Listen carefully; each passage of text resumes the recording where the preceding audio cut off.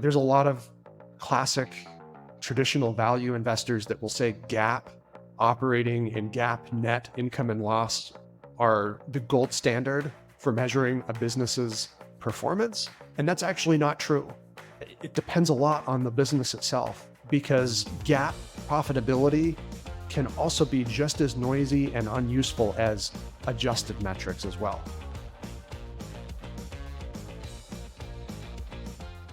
Hey everyone, welcome back to Chipstock Investor. Happy Tuesday.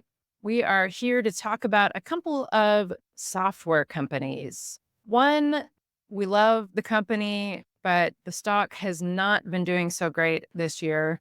And the other one, we're not 100% sure about, but the stock has been going crazy. We're going to dissect both of these companies and we'll see what happens at the end. Make sure you are subscribed to the channel and have those notifications enabled. And if you're interested in having our show notes and all of our published manuals, you can find a link to our membership in the description below or just here on YouTube. Casey, I'm digging the hat. I'm glad you brought the cat back for today's episode. And I think some of the viewers are probably happy about that too. But that's going to get offset by my allergy issues today. It's my turn for allergies. Sorry, folks. Casey, to introduce Shopify and AppLovin, let's maybe talk about this chart that you made last year, the hierarchy of the economy. Yeah, you can see that Shopify and AppLovin both fall into the top of the funnel, where the products and services part of the economy. All of the other infrastructure is laid, digital data, those data centers. But now we're talking about stuff that we actually use as consumers. Yeah, this is a mind-bogglingly large part of the global economy. We're talking about trillions and trillions of dollars in global annual spend. So fantastic growth opportunity for companies like Shopify and AppLovin that participate at the top of the pyramid, of the inverted pyramid. But the drawback is intense competition. We'll circle back to that. Second slide to introduce Shopify. We've been showing this data and the accompanying chart from the US Census Bureau for going on 4 years now. This is mind-boggling. This is US applications for new businesses. In the wake of the pandemic, starting like the second half of 2020, there was this massive surge in new business applications. And it was always assumed that this was eventually going to taper off and return to historical norms. But that really hasn't happened. There are a tremendous number of people in the US, and I think maybe by extension, a lot of other places around the world too, where people are just tired of going to work and working for someone. Companies like Shopify have provided a whole set of tools to make it easy to start your own business online. And people that have a dream, a set of skills, whatever, it can fire up a business online and at least have a side gig or perhaps their own homegrown business that pays them rather than going to work and answering to someone else. This is pretty mind-boggling. This is the secular growth trend for companies like Shopify. Now, you can't just assume that this pace of new business creation lasts for forever and that it's going to automatically equate to positive stock returns for Shopify, because that hasn't been the case. But this is nevertheless the secular trend propelling a company like Shopify. Pretty incredible. This is what the secular growth trend means for Shopify. You can see that they break down their revenue into a couple of segments: subscription solutions and then merchant solutions. The growth rate has been pretty significant, 34% year over year for the subscription solutions in their Q1 2024 earnings report, as well as 20% increase in merchant solutions, 23% year over year growth rate in revenue. And that 29% growth rate, excluding logistics. Remember last summer, last June, Shopify backtracked a bit, which in hindsight was fantastic. We wrote about this last spring when Shopify announced it, that they had bet heavy on logistics and warehousing for its customers. Shopify is a software business, which is a pretty high margin way to participate in the top of the economic hierarchy pyramid. Logistics is not a high profit margin way to participate in the top of the economic hierarchy. It's a very low margin business. It was going to cost Shopify a lot of money. And so they said, you know what? We made a mistake. We bought this company called Deliverr during the tail end of the pandemic. We're going to backtrack all of that and sell all of this to another startup called Flexport. They took a bit of an equity stake in Flexport in exchange for the sale of that business. Okay, great. We're back on track as a software-based, high profit margin business, which brings us to our next slide. Ultimately, the gist of this part of our video today, because we want to talk about the difference between operating profit and actual GAAP net profit or loss. And why in the world is Shopify still struggling to generate a net profit? You can see that green tick mark there for the last 3 months ended in March 31st, 2024. And they actually had a small operating income for that quarter. Just the last year, it was an operating loss of 193 million.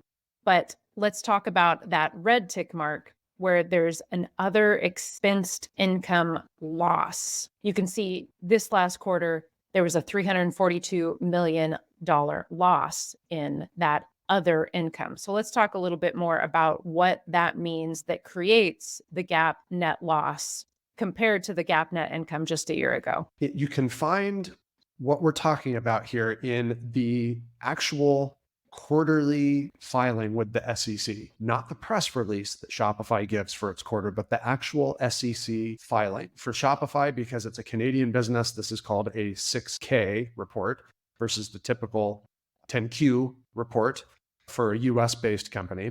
At any rate, same thing.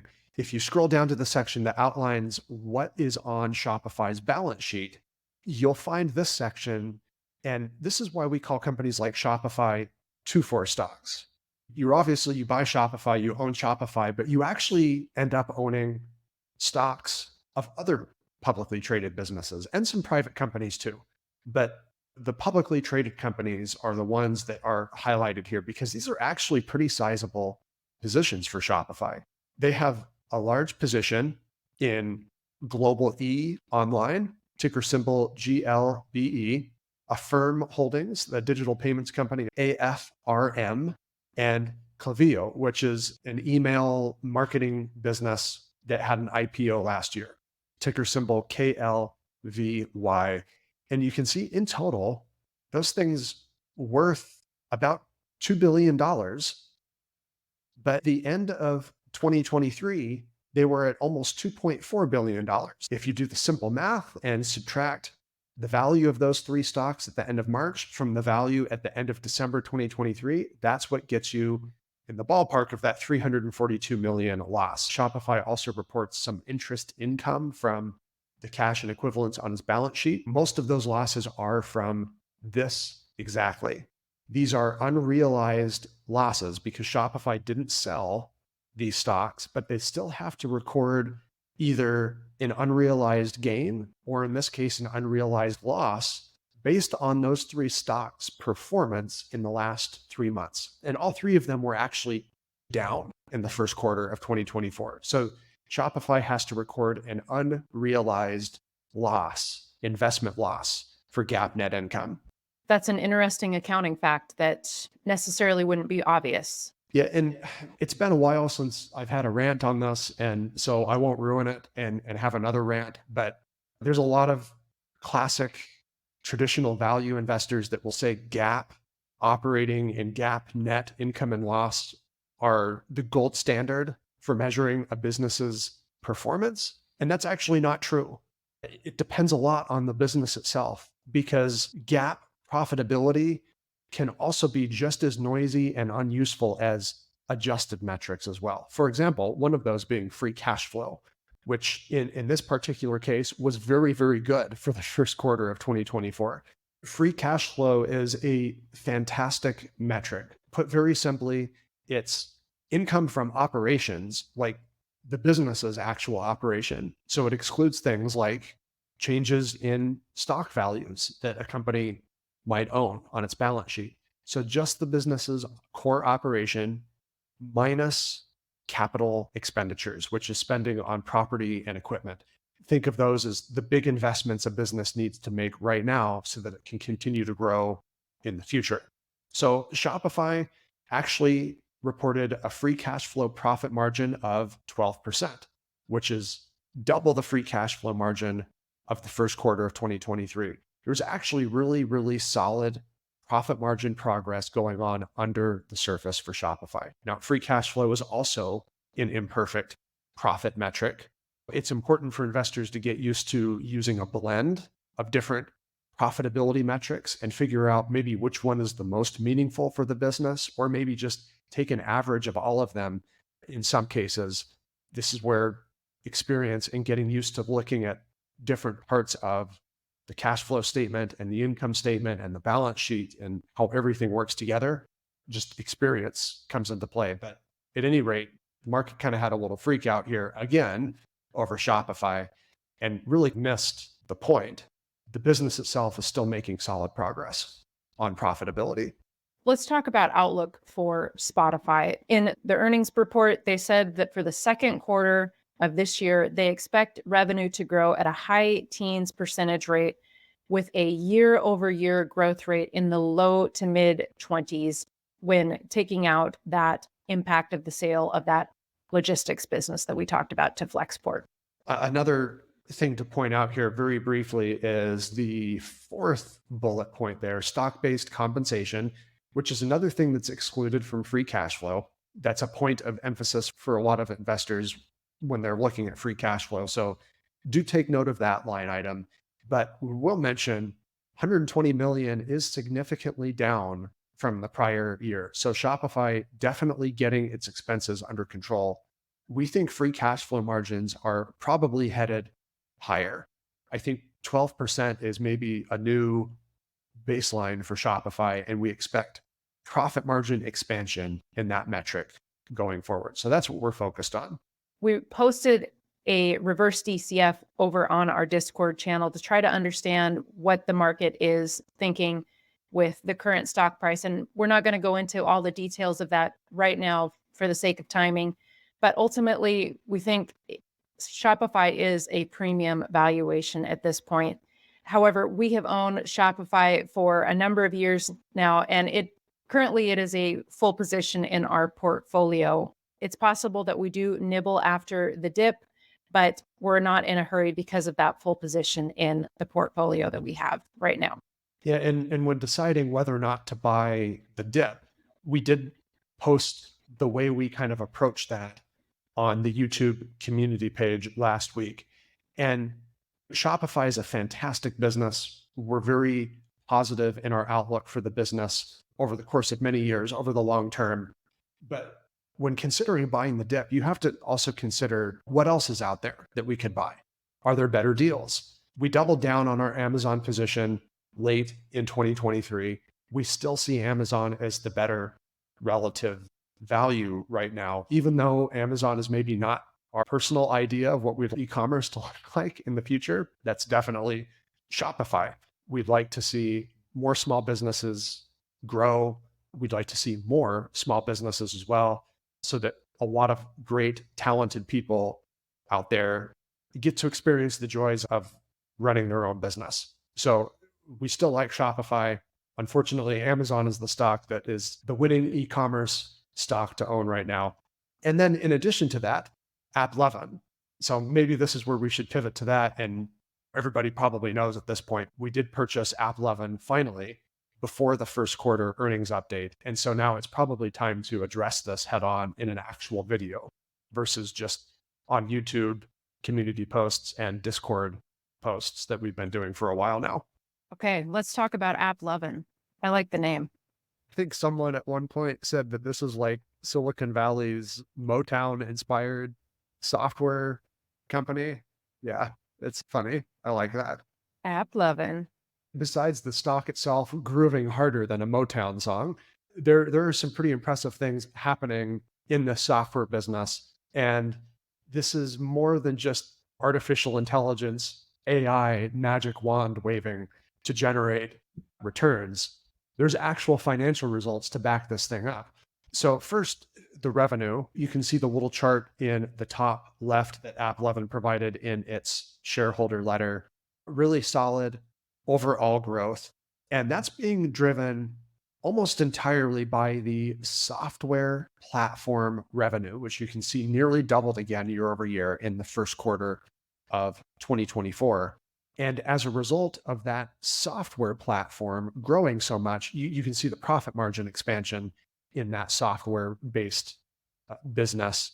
AppLovin's overall profitability has gone from basically nil a year ago to very, very healthy profitability.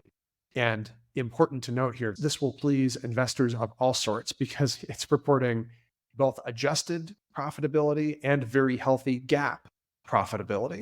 Casey, that's the revenue. What does this business do though? What exactly are they doing to generate this kind of revenue growth? Yeah, this is a unique business. When you go to Google Play or the Apple App Store, there's thousands upon thousands of apps. So AppLovin provides a way for app developers to grow the business. And they do that by marketing the business or marketing the app. And AppLovin also has a proprietary AI-powered digital ad platform for app publishers so that they get potential users to download the app. They have the program called Axon 2.0, and it launched last year in 2023. And the algorithm for this Axon 2.0 is working very well, to say the least. Now, Casey, this, I think, begs the question, what makes Axon 2.0 AI so good at landing app downloads for mobile marketers? The short answer is actually the same as the long answer. It's a mystery. This is what's known as a black box in the digital ad industry. These are mysterious algorithms. And unfortunately, this is the difficulty of investing in digital ads. This was one of the difficulties a lot of investors had when Google, now known as Alphabet, of course, went public over a decade ago.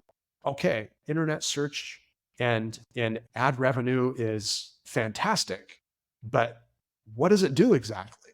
We don't know. The algorithm changes and updates all the time, but it's really just a mystery. Same with Meta's Facebook and Instagram.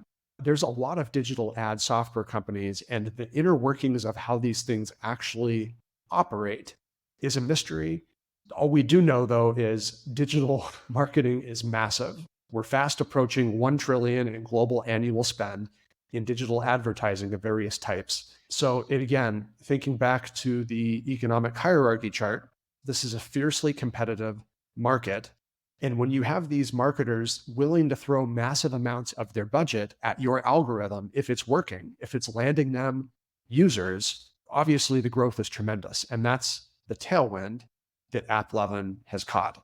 AppLovin's software platform revenue, which houses that AI ad platform, was up 91% year over year in Q1 2024 to $678 million. That led to a total revenue increase of 48% to just over $1 billion. And then switching over to that apps portion of AppLovin's business, this made up $380 million in sales, which is up 5% year over year. And that's a collection of mobile game studios and developers that AppLovin actually owns. Some of these studios produced some pretty big hits. This is not a growth segment, though. AppLovin has basically taken the approach that they're going to focus on profitability for this apps business. And interestingly enough, these studios that AppLovin owns outright are certainly going to be users of Axon and the software business. So it's a very odd little self-circulating little business where they can take their studios and take their marketing budget and funnel it into Axon 2.0 and other advertising software. Strange stuff going on here, but they are, of course, landing some external customers as well. For various reasons, this is a highly competitive market, being the biggest one. They're not going to divulge who all of the customers are, but Unity Software, ticker symbol U, total disaster of a business, unfortunately. one that we had the extreme displeasure of owning for a few years before finally selling it last year and taking some of those proceeds and ultimately landing them here on AppLovin. One of those customers is this e-commerce marketplace Flip. Again, more oddities happening here. AppLovin actually invested 50 million into startup funding round for this marketplace Flip. And in exchange for that investment of cash, Flip is migrating all of its marketing over to the Axon platform. So this is a similar approach to what Shopify has done, striking some software partnerships with companies like Global E, Affirm, Klaviyo. They get the software integration, which means more traffic headed Shopify's direction, more developers headed Shopify's direction, and Shopify lands an equity stake in those businesses in exchange for that. AppLovin doing the same thing. So again, this is maybe a twofer stock, except this Flip is not a publicly traded stock. A lot of complexities going on in the software world right now. Companies getting creative in generating growth. But at this point, the market isn't caring too much about that because AppLovin seems to be very confident that it is still in the fairly early innings for this Axon AI business. Yeah, absolutely. I like this comment from AppLovin CEO Adam Foroughi. He said that the Axon model is still in its very early stage, and they're continually finding ways to improve the algorithm. While that may not be a predictable outcome, there still may be quarters where they far exceed their expectations because of those improvements. And then the second thing he mentioned was that the models aren't limited to just gaming. They can expand into all kinds of markets like e-commerce and marketing itself, advertising. So they can see continued growth in the business based on all that diversity. Yeah, and maybe another one of those growth verticals is Whirl. AppLovin made another acquisition to get into connected TV, internet-based TV advertising at the end of 2022. So that's another place they would like to extend the usefulness of their Axon AI algorithm. We'll see how it goes. A couple of risks here for this business. The first is you can see the big boom AppLovin enjoyed during the pandemic. That's around the time they had their IPO. And then, of course, the bear market hit in 2022. 2023, they start to come out of the slump. This year, Wall Street has penciled in about 33% growth in revenue. Because this is a black box, we don't know how this thing is going to continue to perform because we don't know what's actually inside of it. That's proprietary. They want to keep that secret. They don't want competitors copying the algorithm. That's fair. But as a result, the trade-off is, can we really expect this booming growth to last for forever? The short, simple answer is an obvious no. And so Wall Street has penciled in a pretty sizable decrease in revenue growth starting next year. So that's one area of concern. The other area of concern that we have as AppLovin shareholders now at this point is the balance sheet. Yeah, AppLovin has a fair amount of debt, especially in comparison to what their cash on hand is. You can see currently in the most recent quarter ending in March of this year, they have nearly 3.5 billion in long-term debt and only 436 million in cash. One place they are putting all of their cash is in repurchases of stock. You can see just in the last quarter, they repurchased $752 million worth of stock just in 3 months. That's crazy. That is a crazy amount of stock. You know, Casey, part of what they did was you can see the debt increased almost 600 million from the end of 2023 to the end of Q1 2024. And besides the free cash flow generated by AppLovin, they basically took the proceeds from that debt and repurchased stock. That is very, very aggressive. And it's basically management, which is co-founder led by Adam Foroughi, saying, we think our stock is a fantastic value. This could work out brilliantly if it is indeed a long-term value, or it could leave AppLovin with not much wiggle room to execute on future growth because of the upside down balance sheet at this point. Pretty wild stuff here, but the market obviously likes it. Yeah, I think we like it too. We finally took a position in AppLovin just recently, I think mostly just to kind of see if it'll work. I like it. Yeah, I'm in agreement. There's enough going on here that we do like the stock. The market obviously rewarding it for the actions that management has taken. And really, I think that needs to be acknowledged. They have done a fantastic job taking a high growth but no profit software business during the pandemic and turning it into not just a continuous growth business. They've proven that they're more than just a one-trick pony, but they're also profitable. They have a profitable business model. And then repurchasing the stock, the crazy amount of stock is a very large bonus. And just going back to the hierarchy of the economy chart one more time here, this is a massive market.